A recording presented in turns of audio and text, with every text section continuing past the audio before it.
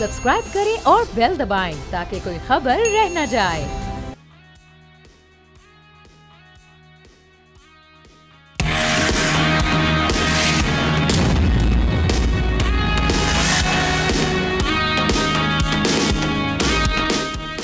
अस्सलामुअलैकुम नाजरीन, आप देख रहे हैं न्यूज़ पंच। मैं हूं आमना खटाना और आज जिस तरह से हम देख रहे हैं कि सुन्नी इत्तेहाद काउंसिल के हवाले से जो एक केस था रिजर्व सीट्स के हवाले से, पाकिस्तान तहरीक इंसाफ के जो आज़ाद अरकान थे उनकी जानिब से ये कहा जा रहा था कि जनाब ये रिजर्व सीट्स जो हैं ये इनका शेयर बनता है।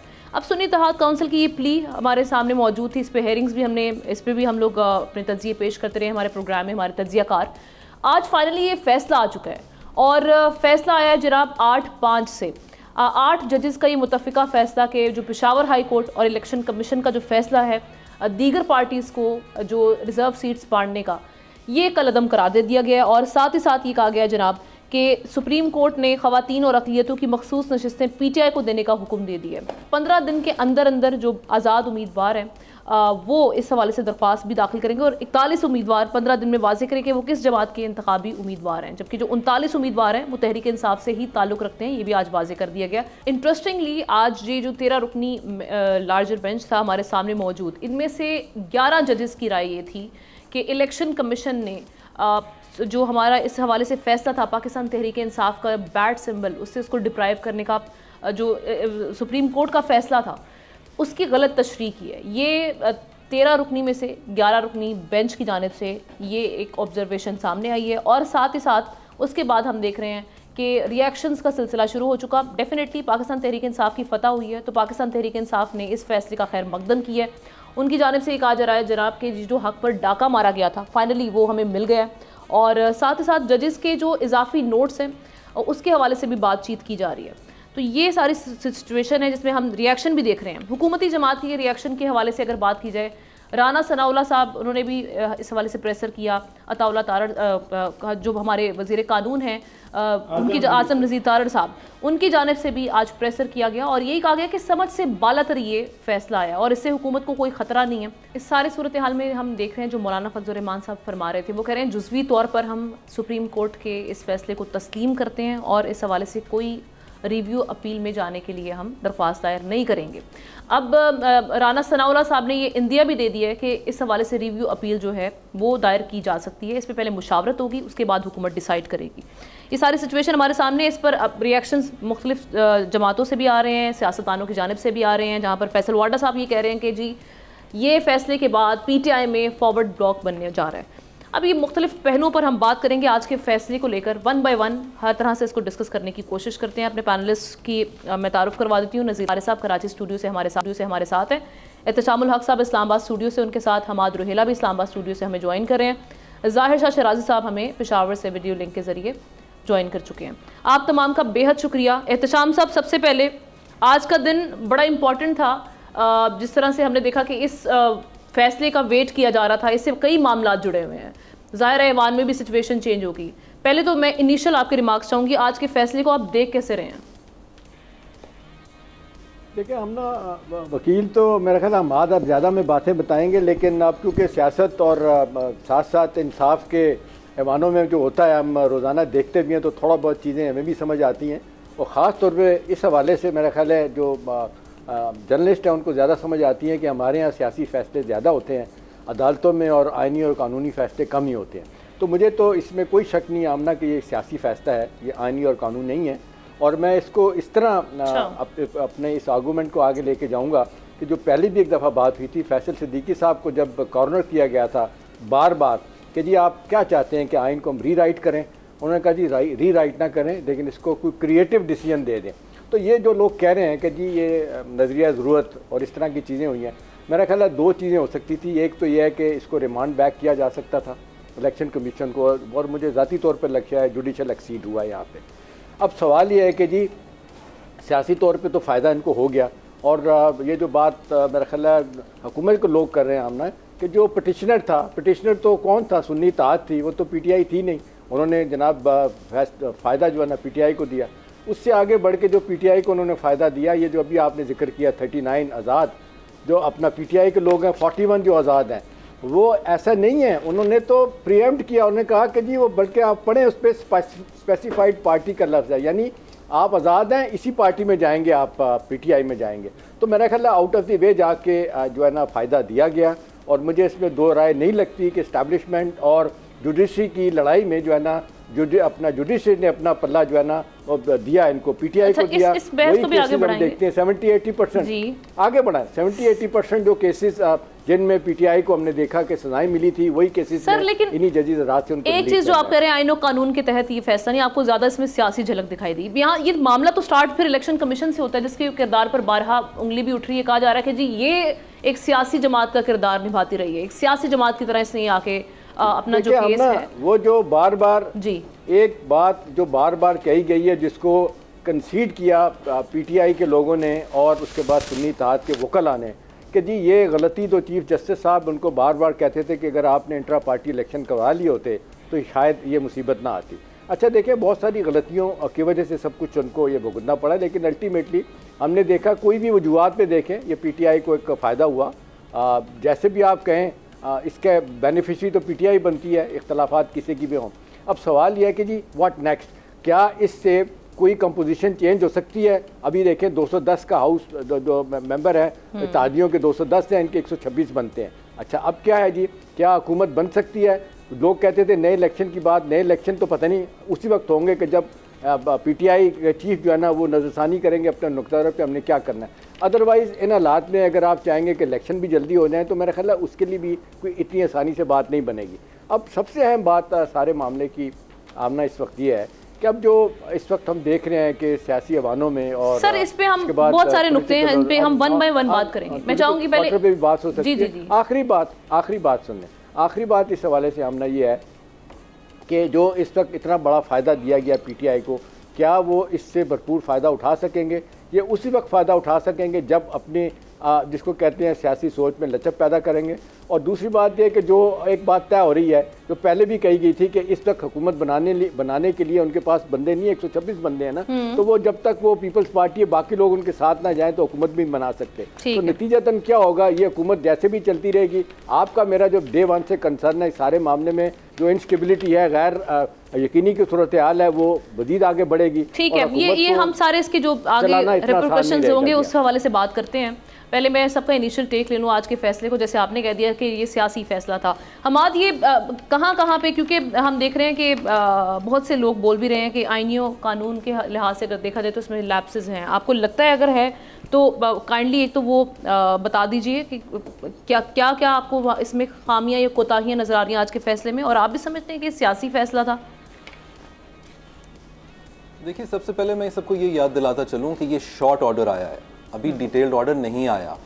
जब तक हमारे पास डिटेल्ड ऑर्डर नहीं आएगा हम तब तक कोई फेयर कमेंट नहीं कर सकते, क्योंकि हमें देखना पड़ेगा कि इस नतीजे तक पहुंचने के लिए जज साहिबानों का थॉट प्रोसेस क्या रहा है, वो किस रास्ते से गुजर के यहाँ तक आए हैं, किन लॉजिक्स को उन्होंने वे किया है, और फिर उसके बाद यहाँ तक पहुँचे। जब तक हमें वो पता ना चले तब तक हम कोई फेयर कमेंट एनालिसिस नहीं कर सकते। ऐसा कई बार होता है कि हम आखिरी नतीजे से तो इत्तेफाक करते हैं, लेकिन उस नतीजे तक पहुँचने की जो रीज़न्स होती हैं कई बार वो सवाल तलब होती हैं, जवाब तलब होती हैं। मैं इस पर एक मिसाल दे देता हूँ। पिछले दिनों ये बात की गई थी कि इमरान खान साहब को कोर्ट में पेश किया जाना चाहिए in person through video link या नहीं किया जाना चाहिए। मेरी राय है कि किया जाना चाहिए, लेकिन एक जज साहब का नोट आया था जिसमें उन्होंने रीज़न ये दी थी, उन्होंने भी कहा था कि किया जाना चाहिए, लेकिन उनकी रीज़न ये थी कि क्योंकि वो पार्टी के बानी रहे हैं और गालिबन चेयरमैन भी हैं, जो कि दुरुस्त नहीं है क्योंकि अब तो वो चेयरमैन नहीं है, इसलिए उनको ये राइट दिया जाना चाहिए। मेरे ख्याल से पार्टी चेयरमैन होने से, बानी होने की वजह से कोई एक्स्ट्रा फेवर नहीं दी जा सकती। ये हर इंसान का हक है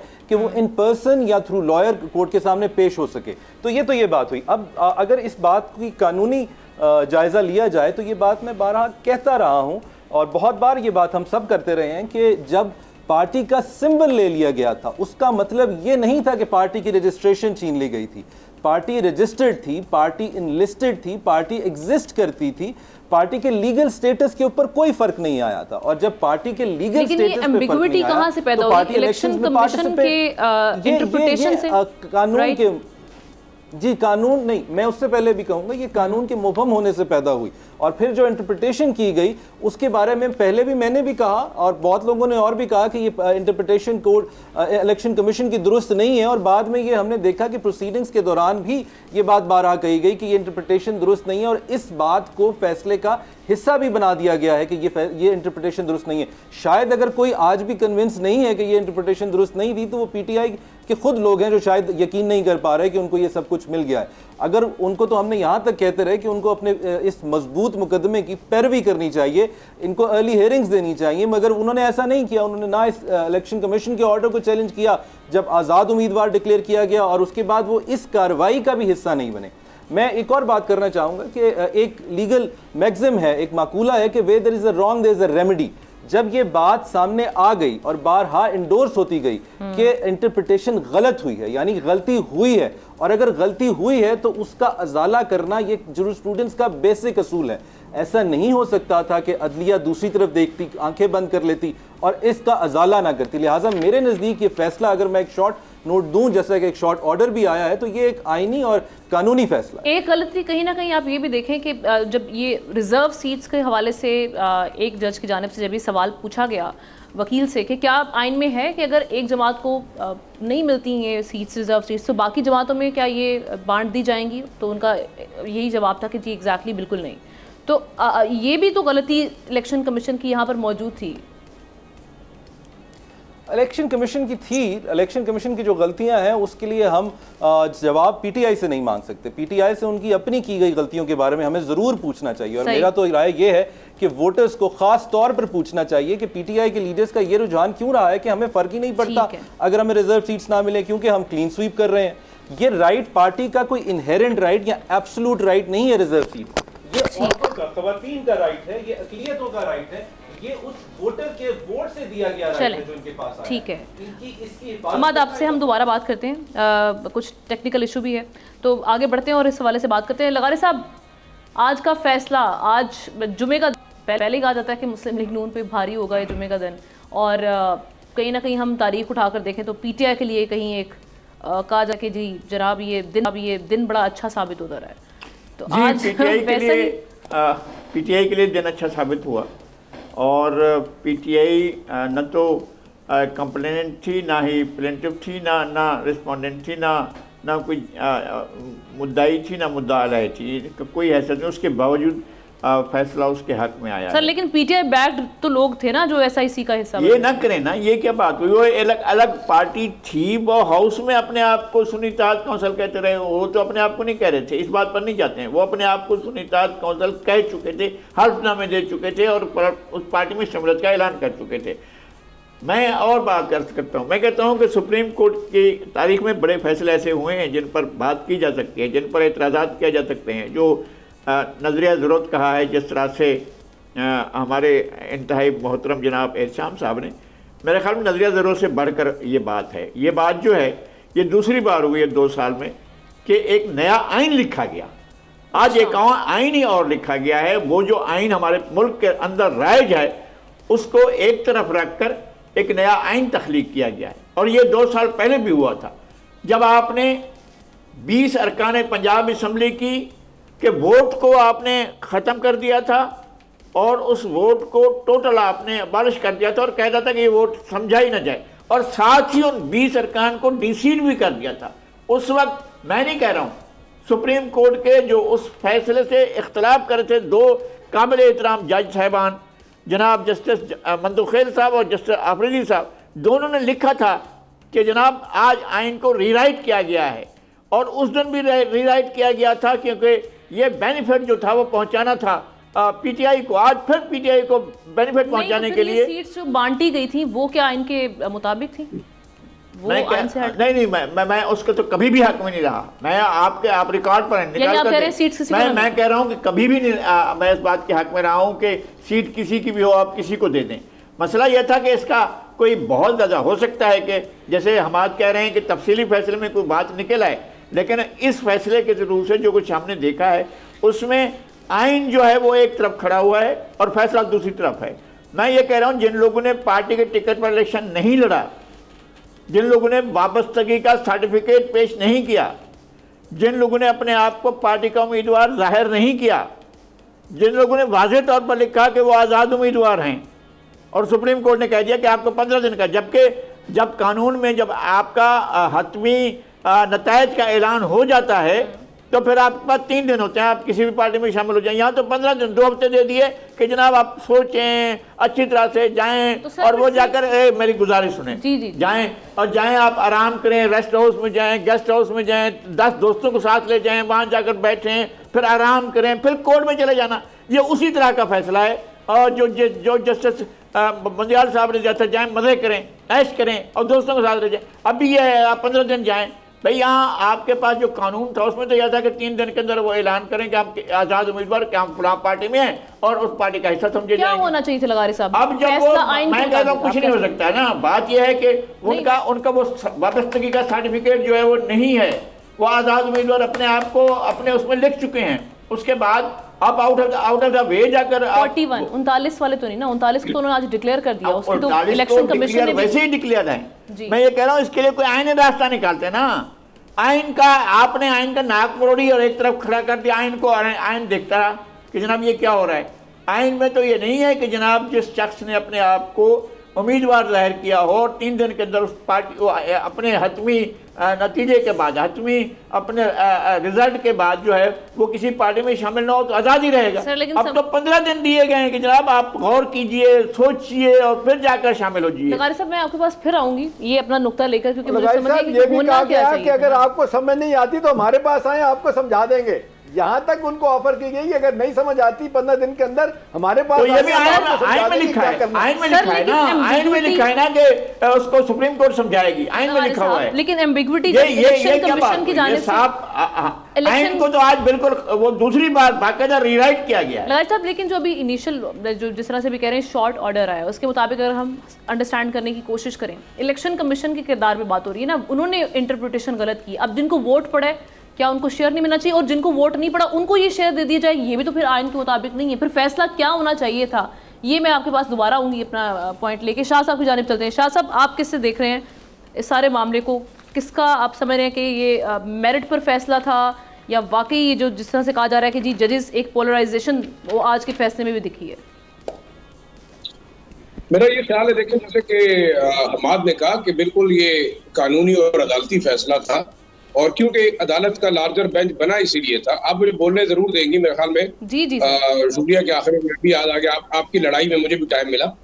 सबसे इम्पोर्टेंट चीज ये है कि पहले तो 3 बातें मेरे जहन में। एक बात ये मुझे बताइएगा कि इन तमाम पॉलिटिकल पार्टीज को वोट अवाम ने दिया था कि नहीं, इलेक्शन कमीशन ने या अदालतों ने या सियासी जमातों ने एक दूसरे को वोट दिया था? करेक्ट। जाहिर बात है कि अगर मैंने वोट दिया है तो मेरा ये ख्याल है कि मैंने फला पार्टी को वोट दिया है, और उसके बेस पे जो वो सीटें जीती है तो वो रिजर्व सीट की हकदार भी वो होनी चाहिए। फिर आप जमीनी हक़ाइक़ को देखें कि आपने एक पार्टी को कैसे इलेक्शन कमीशन की मैनिपुलेशन, और आप देखें बिल्कुल इलेक्शन कमीशन के किरदार के ऊपर जो है वो एतराज उठाया है। हमारे का तफसीली फैसला, लेकिन मैं देखूँ तो फॉर्म 33 जिसमें इन कैंडिडेट्स को आज़ाद कैंडिडेट खुद डिक्लेयर किया इलेक्शन कमीशन ने, इस फैसले में शॉर्ट ऑर्डर में लिखा हुआ है उन कैंडिडेट्स की मर्जी के बगैर आज़ाद लिखा। फिर उनको इस हद तक मजबूर किया कि अब आपने किसी पॉलिटिकल पार्टी को ज्वाइन करना है, तो ये बताइए वो अपनी मर्जी से तो नहीं कर रहे, तो बार बार कहते रहे कि हम तहरीक इंसाफ के हैं। दूसरी बात ये कि जब नल एंड वाइट करार दिया उसके इलेक्शन को, पीटीआई के इंटरनल इलेक्शन को, इंटरनल मामला था, बेशक वो टेक्निकल गलती तहरीक इंसाफ के लोगों की थी, लेकिन मेरे ख्याल में बहसीयत पार्टी वो इंटैक्ट है। और इलेक्शन कमीशन ने खुद अपनी स्टेटमेंट में इस जजमेंट के बाद बताया है कि जनाब हमने तहरीक इंसाफ को बहसीयत पार्टी खत्म नहीं किया, वो ऑलरेडी उसकी वेबसाइट पे मौजूद है। जी। दूसरा पॉइंट। तीसरा पॉइंट, मैं ये समझता हूँ कि अगर इतने माशाल्लाह जो है पढ़े लिखे जजेस और कानून के माहिरीन, ये फैसला इन्होंने करना है ना, बाकी तो मेरी ख्वाहिश कुछ भी हो सकती है और मैं इज़हार राय कुछ भी कर सकता हूँ, लेकिन मैं ये समझता हूँ कि पॉलिटिकल प्रोसेस की कंटिन्यूएशन के लिए जो जमात जीती है उसको उसका हक दिलाना, ये पाकिस्तान के अदालती निज़ाम और इंसाफ के निज़ाम का एक लाजमी जुज़ होना चाहिए। दूसरा वही बात, बार बार अगर कॉन्स्टिट्यूशन दोबारा लिखा जाता है, ठीक है, उसके लिए आप जाएंगे उन लोगों के पास जो कि लेजिस्लेशन करते और अपनी मर्जी का कानून बनाते, तो वो बनाते रहे, ये नैब के कवानीन और तकरीबन 200 कवानीन के अंदर जो जुडिशियल ऑर्डर के ऊपर एग्जीक्यूटिव ऑर्डर के ऊपर इन्होंने अमेंडमेंट की है, क्या वाकई उसके लिए कोई कानून साजी की गई थी कि अपनी मर्जी से इन्होंने कवानीन बदले? तो मेरे ख्याल में देखिए, कानून और आईन की धज्जियां तो आपके कानून साज खुद उड़ाते रहे। अब आखिर में आप गए मुल्क की आला अदालत के पास जिसके एक फुल बेंच ने ये फैसला किया है, तो मैं ये समझता हूँ कि पॉलिटिकल प्रोसेस को आगे ले जाने के लिए एक अच्छा फैसला है, जिसका जो हक था उसको मिलना चाहिए। वो जमातें जो सीटें जीत ही नहीं सकी उनको आप कैसे रिजर्व सीट दे सकते हैं? आखिरी जो नुकता है, कल हमने एक बात की थी सर, एक ब्रेक ले लूं, फिर आपसे इजाजत के साथ एक ब्रेक ले लूं, फिर आप अपना आखिरी जो नुकता है वो सामने रखिए। एक ब्रेक ले लेते हैं।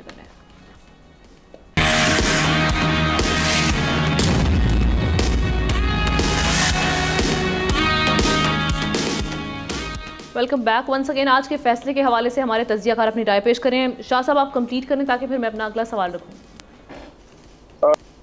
जी, हमने जैसे हम वक्त से पहले बात कर रहे थे, कल एक जो हमने बात की थी कि सदर आसिफ अली जरदारी का एक बड़ा जारहाना किस्म का बयान आया, और उस वक्त मैंने ये कहा था कि शायद उनको भी कुछ ऐसे इंडिकेशन मिल रहे हैं कि जो सुन्नी इत्तेहाद कौंसिल या तहरीक इंसाफ की जो रिजर्व सीटों का मामला है वो जो है शायद डिसाइड होने वाला है और कुछ बड़ी डेवलपमेंट होगी। अब इसमें देखिए, एक जो मुझे चीज नजर आ रही है वो ये है कि आगे शायद पॉलिटिकल प्रोसेस के अंदर कंटिन्यूटी शायद चलनी चाहिए, और तहरीक इंसाफ जो अब तक एतराज करती रही है कि शायद जजेस उनके साथ नहीं है, अदालतें उनके साथ नहीं है, उनको इंसाफ नहीं मिल रहा, इंसाफ के लिए वो इधर उधर भाग रहे, उनको शायद इंसाफ मिल गया है, और इसके बाद वो ऑब्वियसली कोशिश करेंगे कि जो फॉर्म 45-47 वाली जो मामलात हैं उसको भी अदालती जो है वो तर्ज के ऊपर जाके हल करने की कोशिश करें। तो मैं ये समझता हूँ कि पॉलिटिकल स्टेबिलिटी के लिए अगर ये डिसीजन आगे बेहतर साबित हो रहा तो मेरे ख्याल में एक अच्छा प्रोसेस होगा, और शायद ये मुख्तलिफ सियासी जमातों को यकजा होने में और इकट्ठा बैठ के बातचीत करने के लिए मेरे ख्याल में आमादा भी करेगा, क्योंकि शायद कुछ रिजर्वेशन जरूर दूर हुई है तहरीक इंसाफ की। बार बार हम जो पहले बात भी करते रहे कि शायद हुकूमत को खुद इनिशिएटिव लेना चाहिए, हुकूमत ने नहीं लिया, अदालत ने एक इनिशिएटिव लेके दे दिया है। अब सियासी जमातों की जिम्मेदारी है कि वो इस नई अपॉर्चुनिटी से कैसे फायदा उठाते हैं। ठीक है, एहतशाम साहब, आपकी जानिब आती हूँ। सवाल आपके सामने ये रखूँगी अपने तमाम पैनलिस्ट के सामने। जिस तरह से हम देख रहे हैं कि आज ना सिर्फ पाकिस्तान तहरीक इंसाफ बल्कि नईमुर रहमान जो जमात इस्लामी के सरबराह हैं उनकी जानिब से भी, मुस्तफ़ा नवाज़ खोखर हमारे सियासतदान हैं सीनियर, मोहम्मद ज़ुबैर साहब, सभी हम आवाज़ हैं। वो सब ये कह रहे हैं कि जी चीफ इलेक्शन कमिश्नर को मुस्ताफ़ी हो जाना चाहिए, क्योंकि अब पे दर पे गलतियाँ, फिर जो जिस तरह से इंट्रा पार्टी इलेक्शंस को देखा गया, फिर उसका हमने देखा कि 8 फरवरी के इंतखाबात के हवाले से दुनिया भर में जो बातें हुई उस पर जो सवालात अपनी जगह पर मौजूद है, फिर आज जो सुप्रीम कोर्ट में कहा गया 11 जजेस की जानिब से, क्या चीफ इलेक्शन कमिश्नर को मुस्ताफ़ी हो जाना चाहिए और वो होंगे? आप क्या समझ रहे हैं, क्या देख रहे हैं अभी? अन्ना, ये 2 सवाल बनते हैं आपके। मुस्ताफ़ी होना एक बात है, और इंटर पार्टी इलेक्शन का सही तरीके से ना होना, उसका नुकसान PTI को होना, और उसके नतीजे में सब सारी गेम जो समझ आई है बजाय सुलझने के। और सर, अभी रिसेंट नवाज शरीफ साहब के जो अभी हमने देखा था, जिस तरह से उनको चूज किया गया है दोबारा से PMLN के जो इंट्रा पार्टी इलेक्शंस हुए, उसमें भी तो हमने देखा ना कि पिक एंड चूज वाला मामला था। सवाल है आमना, बहुत अच्छा इलेक्शन कमीशन को फौरन यहाँ पे मामला नजर आ जाते हैं। नहीं, आप मुझे सुने ना, अगर आप PMLN की बात कर रही हैं तो आप ये भी ध्यान में रखें कि किसी ने कोई एतराज़ किया है? किसी आज तक पाकिस्तान में हमेशा हमने देखा है कि सब पार्टियों में सिलेक्शन नहीं होती है, लेकिन एतराज़ नहीं करता। इनके यहाँ तो एतराज़ हुआ, ठीक है, वो अकबर बाबर साहब, ठीक है ना, एक हुआ। अच्छा, आप अपनी बात देखें ना, जो समझने वाली बात है, शाह साहब कुछ कह रहे हैं, पार्टी के लोगों ने किया ना। बाबर जो इनका बानी मेंबर है उसने शुरू किया था ना। जी, अब इख्तलाफ हुए, जो कुछ भी है ये इसको छोड़ दें। अब देखें, अब जो सवाल आप पूछ रही हैं आमना, जो जिस तरीके से उन पर इल्जामात लगे हैं, ये उनका अपना फैसला है कि उनको इस्तीफा देना चाहिए कि नहीं देना चाहिए। और दूसरी बात ये कि ये बानी देना चाहिए नहीं देना चाहिए था और शेख रशीद के कहने पे लगवाया था। देखिए, सारी अभी तक की परफॉर्मेंस और सब चीजों को देखते हुए जो तमाम जो इल्जामात या रिजर्वेशन सुप्रीम कोर्ट ने जिस तरह बातें की हैं, मेरा ख्याल है बेहतर तो यही है कि स्टेज पे उन्हें अलहदा हो जाना चाहिए और कोई और बंदा आए और चीज़ों को देखे। लेकिन हम ना इस सारे केस को ज़रा, अगर आप मेरी 2 मिनट के लिए गौर से बात सुन लें जी, कि 184 सुओ मोटर से काम शुरू होता है, और फिर आप देख लें जिस तरह फैसला किया गया। आज मैं बड़े वकीलों को भी सुन रहा था, अब जिस तरह बात की गई है आर्टिकल 51 और 106 आर्टिकल रेड विद 104, वो अगर आप देखें ना तो ये बड़ा वाज़ेह तौर पर लगता है कि ये पॉलिटिकल क्वेश्चन था जिसको कानून बना के फैसला किया गया। By the way supreme court जो अमेरिका किया उसका एक बहुत बड़ा फैसला है कि पॉलिटिकल फैसले जो है ना वो पार्लियामेंट में होने चाहिए, यहाँ पे हमारी अदालतों में नहीं आने चाहिए। तो ये जिस तरीके से ये पॉलिटिकल फैसला मैं तो समझता हूँ जिस तरह अदालतों ने किया ये आगे चल के नज़ीर बनेगा, बहुत सारी चीज़ें होंगी। लोग यही बातें कर रहे हैं ना कि हर तीसरा केस जो है ना वो हमारी सियासी जमातें हैं वो अपना हमारी अदालतें ले लेती हैं, वो क्यों नहीं बाकी केसों को डिसाइड करती हैं। शाह साहब कुछ बोल रहे थे ताकि केसेस पड़े हुए हैं, मैं चाहूंगी वो ऐड ऑन कर लें। मैं वैसे कंटिन्यू करना चाह रहा हूँ। देखिए मेरे ख्याल में कोई दूसरी राय नहीं है, अदालत ने अपना फैसला किया, अच्छा है बुरा है, वो लीगल है इलीगल है, वो तो जाहिर बात अगर कोई फोरम होगा तो सियासी जमातें जाके अपील में जाएंगी। मैं एक चीज समझता हूँ, क्या हम पहले दिन से नहीं देखते रहे, लगारी साहब मैं शाम साहब खुद बैठे हुए थे कि सुबह 5 बजे तक रिजल्ट एक तरफ जा रहा था, 5 बजे के बाद आपका फिर सर कमिश्नर रावलपिंडी साहब भूल गए हैं, उनकी भी स्टेटमेंट। शाह साहब आप मुझे बताएं, बच्चों वाली बात मत करें, पाकिस्तान में सारे इलेक्शन ऐसे ही होते हैं। आप मुझे रुक जाइए, पाकिस्तान में सारे इलेक्शन ऐसे नहीं हुए, रात को कुछ होता है सुबह कुछ होता है। ये पहला पाकिस्तान का इलेक्शन हुआ था ये वाला। जी आप ये पहला इलेक्शन नहीं है पाकिस्तान का, ये 11वां इलेक्शन है, 11 इलेक्शन में यही सब कुछ हुआ है। और ये नया इलेक्शन है जिसके बारे में आप बात कर रहे हैं कि रात को कुछ था सुबह कुछ इलेक्शन बात कर रहे हैं कि जब आपके फैसलों को यार प्लीज वन बाय वन में दोनों को नहीं सुन पा रहे। लाडले के लिए अलग आइन है और जो लाडले नहीं है उनके लिए अलग आइन है। लाडले के लिए अलग रूल्स हैं, जो लाडले नहीं है उनके लिए अलग रूल्स हैं। क्या इलेक्शन कमीशन ने कभी कहा, इलेक्शन कमीशन ने क्या इलेक्शन कमीशन ने ये कहा है, क्या इलेक्शन कमीशन ने कभी ये कहा है, कभी वो ऑन रिकॉर्ड है कि पीटीआई कोई सियासी पार्टी नहीं है?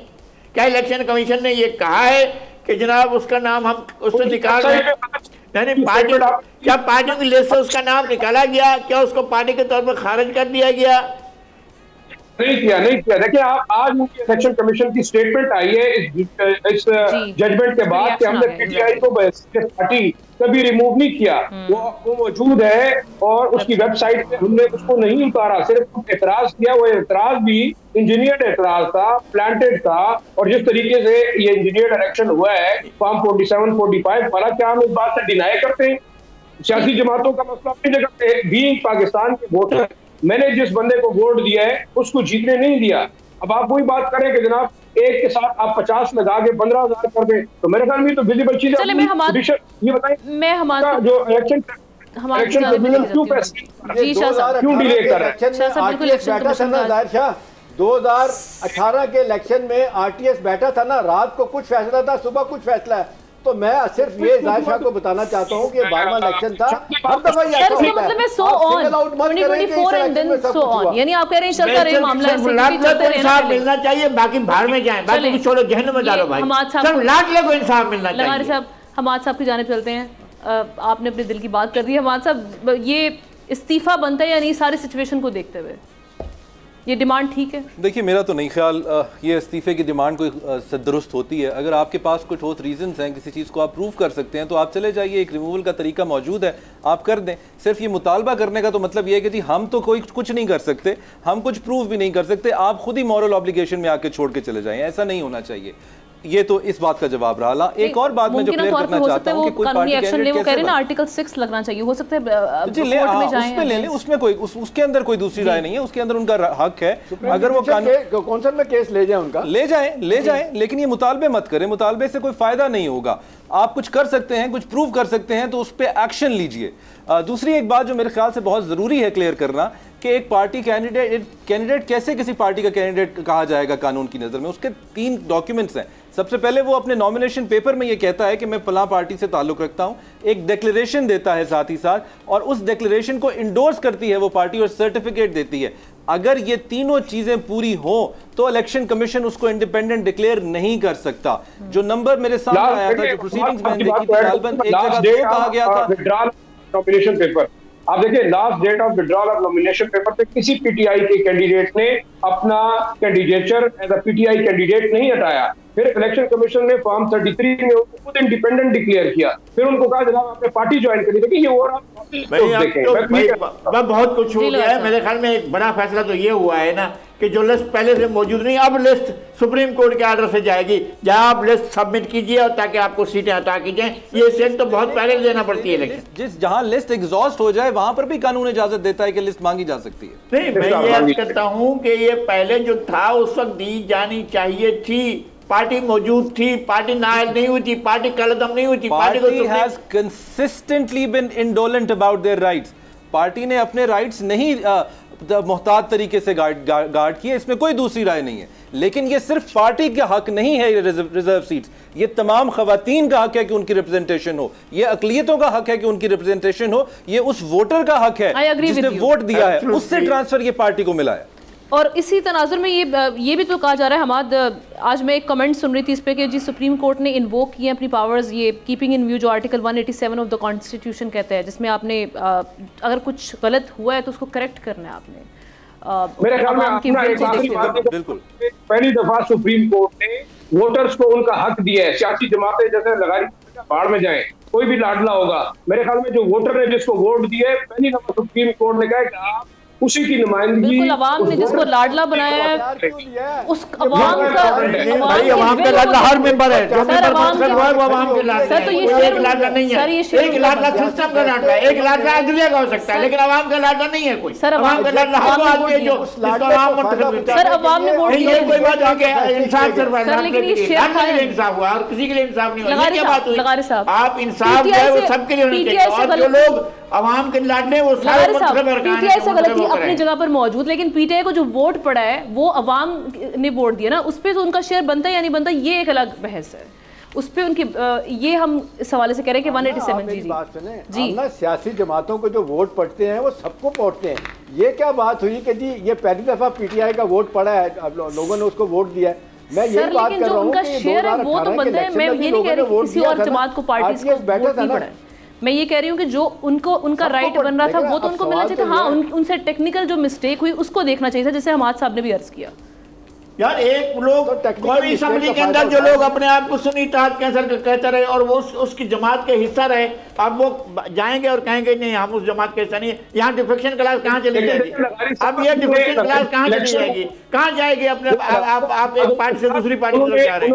इलेक्शन जो है इलेक्शन नहीं लड़ा सुन्नी इत्तेहाद या इंडिपेंडेंट के तौर पर, ये साहब की कैंडिडेट के तौर पर जो है वो इलेक्शन लड़ा था। चले मैं उनको वोट मिला है तरीके इंसाफ जो है वो कैंडिडेट के तौर पे। मैं क्लोजिंग कमेंट में अल गोर इलेक्शन हुआ था हमने 2002 का, वो आप देखते हैं कि 2002 का बुश वर्सेस अल गोर जो इलेक्शन हुआ था वो टेक्निकल बुनियादों पे अल गोर जीता हुआ था, लेकिन बुश को जितवाया गया, उसकी गलती थी। आज सारी दुनिया बात ये कि सियासी तौर पे हम अभी मौजूदा इलेक्शंस की बात इस वजह से हमाद साहब क्लोजिंग कमेंट देंगे और फिर हम क्लोजिंग में जाने पड़ेंगे। जी जी जी हमाद जी, मैं बस ये कहूंगा कि टेक्निकल गलतियां बहुत फेटल हैं, इसको नज़रअंदाज नहीं करना चाहिए।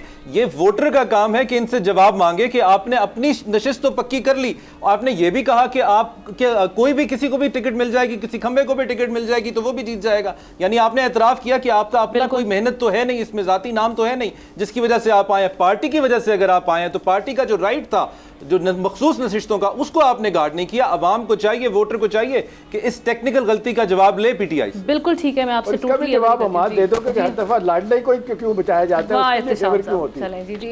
इसके साथ ही मैं तमाम पैनलिस्ट का शुक्रिया अदा करूंगी। प्रोग्राम का वक्त खत्म हुआ, अगले हफ्ते मुलाकात होगी। अल्लाह हाफ़िज़।